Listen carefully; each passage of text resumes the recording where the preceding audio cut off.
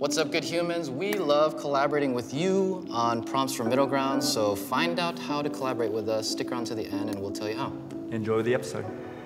I'm a human, and so I have flaws, and I'm thankful for the way I look, but I'm not perfect, and so I'd like to represent myself. And sometimes I'll look and like see these filters and people look like aliens. When you create an Instagram model, what comes to mind? I would say like booties popping on the screen. Do you think there's a big difference between Instagram modeling and runway modeling? Yeah, I think there's a big difference.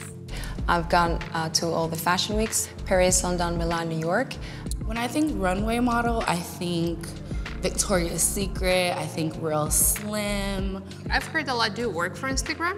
And I'm like, no, well, I'm an influencer. I have about 71,000 right now. I have 162,000. I'm about 850K, almost 1 million. I'm curious to see what the runway models think of us, Instagram models. Do you know that it is a job and not just something to get free clothes for?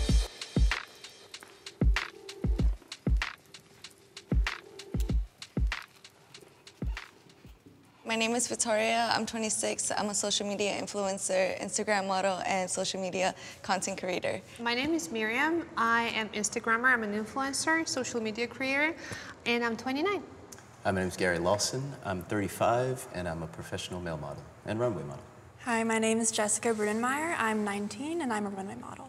Hi guys, my name is Alizée. I'm 34 years old. I'm an international model. Hi everyone, I'm Chantel. I am 24 and I am a body positive influencer as well as a curve model. Can I get my Instagram models on the left and my runway models on the right? If you agree, come to the middle.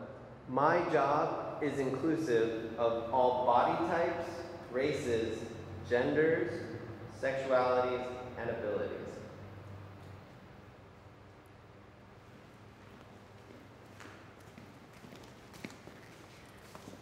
So I know mine is very much inclusive. You see me, you see how I look. The people that follow me, they're here to pretty much gain confidence. I get messages from women all the time. You know, I love the way you look. I look like that too. I feel like growing up, I always saw models like you have to be tall and stuff, so I'm glad for social media you could just brand yourself the way you are and just be yourself. When I was growing up, I was never thinking that I can be a model because I was never the modeling type. Now I'm represented by an agency. I work with the worldwide brands. I could never think that that would ever happen to me, and I'm so grateful. Here they come. It's not inclusive of all body types because generally the things that I'm wearing are not made for all body types. So in order to do my job, I have to maintain a certain, form, a certain shape. For runway models, what these designers are creating are sample sizes, and you have to be able to fit into the sample sizes. So that's mostly why it's not as inclusive of body type, I guess. But I definitely do believe that the modeling industry is becoming more diverse. Yeah, especially like nowadays. So.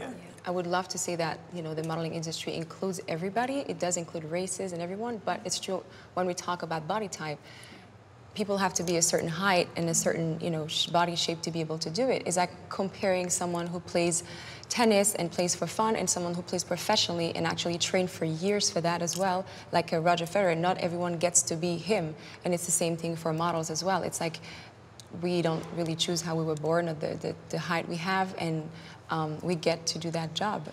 People have to be really lean, or now there's like plus size models, but in between, there's no market for the in between and normal people. And it's a shame. It is a shame. That should change, I think. Definitely. We were talking about it, like you're size 14 to 16. Right, and that's the sample size for plus. It's 14 to 16, that's, the 1X, that's the standard for curve models. Yeah, and for example, I am size 6 to 8, and for me there is no sample size, and I am forced to work with the brands, which are digital brands, rather than couture. And that's why I'm more stuck to Instagram modeling versus I can do runway. What do you think is the most difficult thing about being a runway model? I think the most difficult part is that it's not just a job that you go to, but it's kind of a lifestyle that you have to live. Anyone can do my job. All right, everybody come in.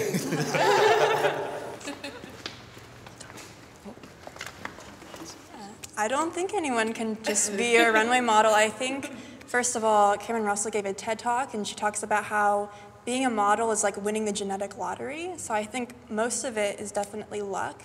But not only that, but you have to live a certain lifestyle. And I think only people that are have a strong will and self-determination can really do it.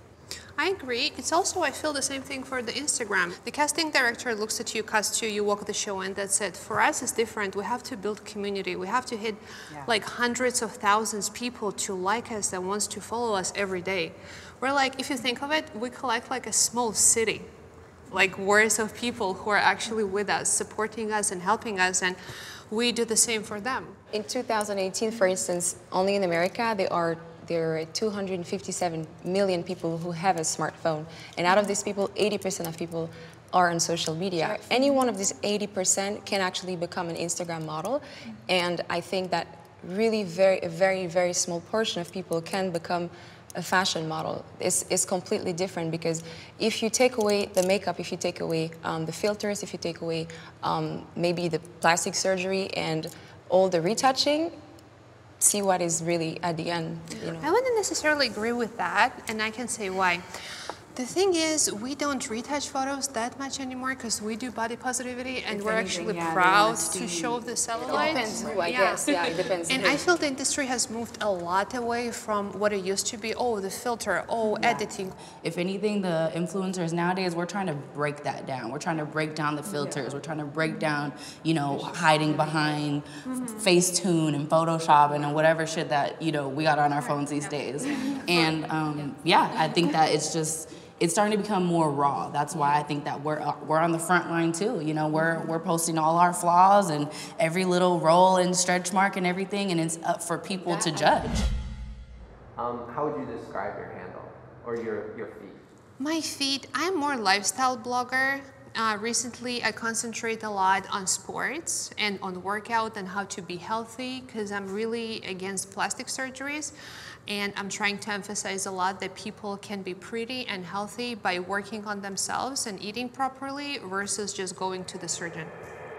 I've had cosmetic surgery. Yeah, I have. I was like, yeah, I have. Well, I broke my nose 3 years ago, and it's like not a fake story, actually. Like my nose is still crooked. I broke a nose like 3 years ago, and I had to get my nose done. And I did remove the bump, because you're already paying for it, so might as well. Yeah, I'm pretty sure that made you happy. It made me very happy. Like, I honestly was insecure about my bump, and I was getting a lot of not the good compliments necessarily about it. I loved it, but still people were like, you know. And yeah, it made me very happy. They still couldn't fix the whole thing, but you know. Yeah, no, for sure. What did you do? Breast augmentation. Okay. Yeah, I mean, it's just an enhancement. It was something that was gonna make me happier, so I just did it for confidence. Good for you. Yeah, thank you. Yeah. I just feel like for Asian girls, like we're not gifted in like, we're gifted with our genetics, like Asians don't raisins, but like when it comes to our body, like we need to put in either like the finance or like the work in it. Thank you. I had like the tiniest funny nose when I was little, and I was like, oh my God, like I didn't like my nose, you know, it was weird shaped. And when I grew up being a model, then the photographers were like, oh my God, we love your nose. I was like, who, me? Like, my nose, okay. And it really taught me to accept it, and I love it now. I'm so glad, you know, I never thought about doing any surgery on my nose or anything, but, you know, it taught me to love myself the way I am, so. Going off of that, I've had like a similar experience. I'm half Japanese, so I wasn't really, you know, blessed with any curves. And I used to not like that. I used to be like, oh, when people see me, you know, I don't look attractive, I don't have boobs, I don't have a butt. But as soon as I got into the modeling world, they're like, oh no, that's a good thing. It's good to be flattered. So it's like, oh, okay, now I have something to be proud of. Yeah. I think for me, just being a, you know, all-inclusive, it's a little like, you know, I can't really say like, don't do anything, because I'm supposed to be supportive of all body types. However you come, however you want to come, is how I accept you. But I think where I am right now, 100% natural, I think that's like where I'd like to stay, just for my message, you know, to everyone that's watching me right now. Maybe a couple years down the line, after a couple kids, and I'm hanging down here, I might want to throw them back or something, you know. So I'm not gonna say never, and I disagree with it. But for where I'm at in my space right now, I definitely admire true beauty. I admire people how they come natural, and I think that if anything, it makes you more unique. So. What is the hardest part about doing your job? It's staying on top of it. It's always coming out with new ideas, new photos, new outfits, like making sure like the photo is perfect when you're posting. I think photoshopping my body is okay. I mean. For me specifically, when I'm thinking about Photoshop, which might be different than you guys, for a lot of the photos that I'm in, maybe I'll have like acne that day, and a lot of times they'll Photoshop that out and they'll make your skin clear. And to me, that's okay because that's things that go away. Whereas I think for body, I'm not for that. I have to admit, I have photoshopped my photos before, but it's just to enhance the photo, to make it look a certain way. But I still look who I am. It's not like I look completely different. I think that as long as you're not seeing people in person and they're like, oh my God, so you don't look the same. I think it's fine, like you said. And when you're in magazines, you know, I've seen my pictures on e-com and their thighs are smooth, there's no cellulite. And you know what, that sells the clothes, it gets things done, it's what the customers want to see, and I'm perfectly okay with that. I'm not cool with it. Perfect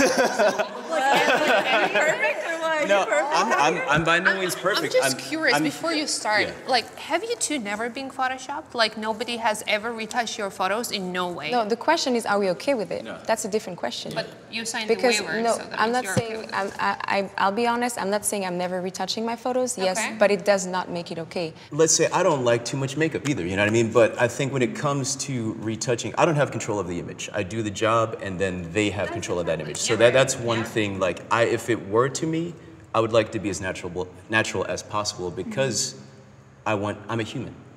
And so I have flaws and I'm thankful for the way I look, but I'm not perfect. And so I'd like to represent myself. Like I'd like to be, this is who I am.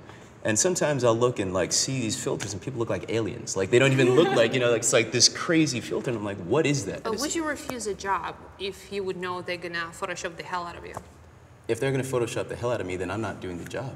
So you would Essentially, yeah, like it's not me, then might as well get anything. You know what I'm saying? That's true. Has anyone here been okay with reshaping their body through Photoshop? Yeah, I'm okay with it. And as long as like my photo looks good and I don't look like too hourglass, like I'm fine with it. But how do you decide? If you're okay with it, then you're okay with them doing whatever they want. So I get to have my own photographer and makeup artist, and my photographer edits my photos, so we can always collaborate on like reshaping and stuff. So it's not like a magazine. Yeah. What is the best part of the job? The best part is the supporters, the girls that message me and they say, you know, you give me so much confidence and I love the way you look and now I can go out and look that way too. So that's definitely what gives me a boost is the girls that I influence. I worry about the influence I have on young girls and guys' self-body image.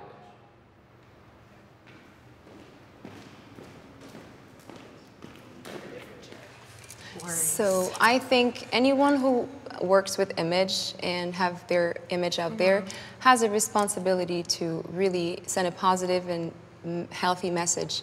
Because for instance, I remember when I started modeling, there was always like, oh, you need to lose weight, you need to lose weight. And I could have gone that route, but I decided, you know, I lost a little bit just to like fit the sample size, but I didn't want to go that route because it's unhealthy. And then I'm setting an example for younger women. They're gonna think that's the image of beauty. They're gonna think, you know, it's okay to do that. It concerns me so much, the butt implants, because people actually die from it.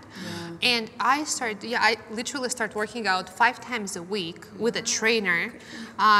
Just to show them that you can build the butt, because you have it naturally and it's gorgeous. I don't have it, you know? And I wish I would have it, and I try to tan and grow the butt, but you know, but it's true though. And also, I think for the curve models, we deal with the other end of like, is it too much? You know, is she too big? You know, are you promoting obesity? Are you saying that it's okay to be unhealthy? And I think that as a curve model, it's our responsibility to say like, hey, yeah, we're curvy, but we're still promoting, you know, healthy lifestyles. I try to tell my girls, you know, that are following me like, yeah, girl, I might have a little, you know, something back here, but I'm still eating my broccoli every day. So eat your broccoli. I guess for me, I just really never thought that I had any influence at all. Whenever I did like a photo shoot or anything, I never even thought that other people, I guess, would see it. But the more that I'm thinking about it, I guess I do have some sort of influence, not as much as Instagram models, because your whole life is kind of on display. When people see images of me, it's just that, it's just an image. And I like to think that I do influence people in like a positive way, because I'm definitely not like the skinniest model at my agency. I've never had any eating disorders at all. So I like to think that, even though I didn't really think about it too much, that I am positively impacting people that are looking at me.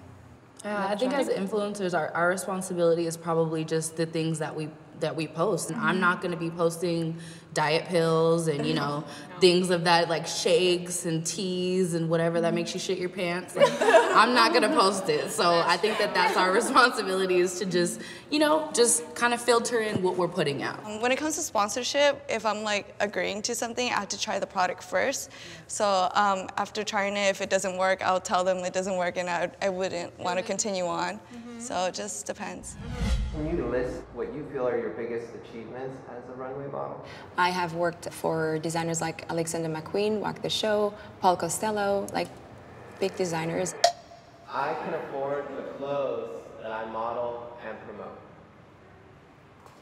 Sometimes, What, right? if it's sometimes? Sometimes, yeah, for us it's sometimes too. Yeah. For me, like. Well, Should we? Okay. We all know most influencers are working with fast fashion. So we're getting the clothes ASAP. Things are coming out. You can get 1 million of those same dresses, and we all have them on. I'm like a broke college student. My income is like very, very low. Yeah. And only I get money from like a couple modeling gigs every here and there. Yeah, mostly like Goodwill is what I go to. First of all, I can't afford everything I wear, because I would not buy a $5,000, $10,000 suit. It doesn't make sense to me. There's also a thing to getting free things and not getting paid on top of it. So there's levels to it, I would say. Yeah. So if I'm doing stuff for free, clothes, and not getting paid, then I'm not going to be able to afford anything because I'm not getting paid. And I find that a lot of times a good percentage of Instagram influencers or models are just like, I'm going to do it for the clothes. I can't pay my bills with clothes. You know, I can't pay anything with clothes. A lot of Instagram models just are okay to get free clothes. So suddenly then brands will just not pay models and take Instagram models, and it's completely watering down the model rate. And it's cutting the grass under our feet. So it's a real problem in our industry. Yeah. I've noticed that over the past few years, where it's just like rates that are unbelievably low, like for usages that are unbelievably high. And it's like, but someone's gonna say yes just because they want to be seen. Exactly. And that, like, we have to know our worth. So for us, the way it works, you start with the free clothes, and you guys correct me if for you was any different. It starts with the free clothes. You say, okay, to build a relationship with the brand, and then you get clothes and you get paid for that. Like, for example, I live fully from my Instagram. Like, I support myself, you know, I can pay my bills, I can pay my car, I can pay my rent. I'm really proud with it. And now they're gonna undersell you too. So you're gonna stop making money because everyone's gonna start doing it for less and less and less. But that's again, it's not true. Like, because they want us for our following. They don't want us. They want us for the way we look. That's true. And the content creating. Brands are looking for influencers that are selling the pictures. They have quality. They're posting consistently. Of course, there's a bunch of people out there that I'll post it in my backyard with my iPhone, and it just doesn't work. Those influencers definitely get washed away. What is the most difficult part of being a runway model?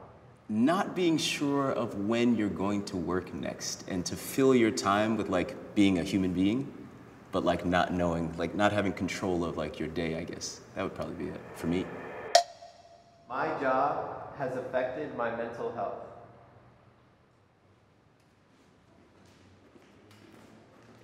working in this job for 15 years, there's been waves which I was like, wow, like I really put my worth into what other people think. If I get a job, it's based on someone saying, oh, I like the way you look, which is a very minimal thing to be able to judge a person by when you have a lot of things going on inside of you.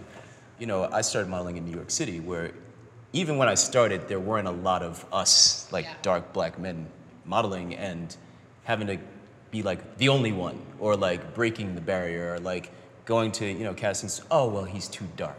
I can't do anything about being dark or not, you know, but it kind of broke me a little bit, and I would have to like, I'd have to leave town, I'd have to go to New York to work because I couldn't do it in the place that I wanted to live.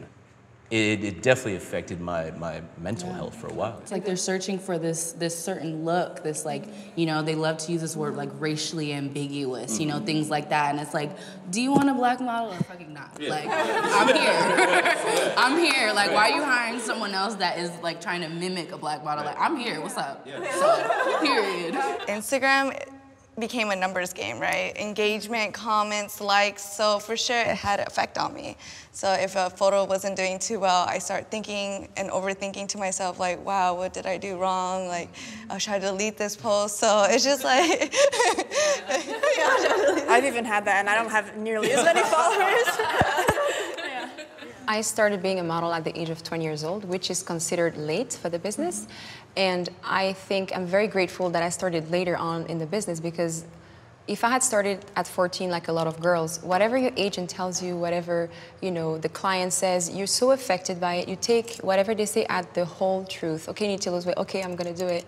You need to look that way. Okay, I'm going to do it. As if you start a little bit older, I had the chance that, you know, I had that maturity, but it doesn't mean that it didn't affect me. Of course, you want to be booked, you want to be liked by the client, so you try to please everyone, but you can never please everyone. There's always a client that's not going to like your look, or not going to like, you know, the way you walk, or your personality, or your hair, whatever it is. They pick you apart, basically. So it was really hard, because you can start this job with so much confidence, but the industry is going to break you down. And then it's about then accepting myself and be like, you know what? I don't need your validation. I don't need that. And when you come in, then I had to build myself up again. And now I go to jobs, I'm like, you like me? Awesome. If you don't, next one is right there. It's all right, you know? And you just gotta be like, brush it off. That's all right. Next one, you know? And yeah, definitely not easy. That's a wrap. No way! Oh my God! That was so good. A group hug. Thank you, good humans, for watching another episode of Middle Ground. We love collaborating with you guys. As you've seen, we love getting prompts from you. The way to submit prompts is to follow us on Instagram. We have stories on there for your prompts, as well as following us on the YouTube app on your phone. One of our most favorite things about just this community that we've built is being able to hear from you, interact with you, get ideas from you, and just have this conversation. So make sure you follow along, and we'll see you guys next time.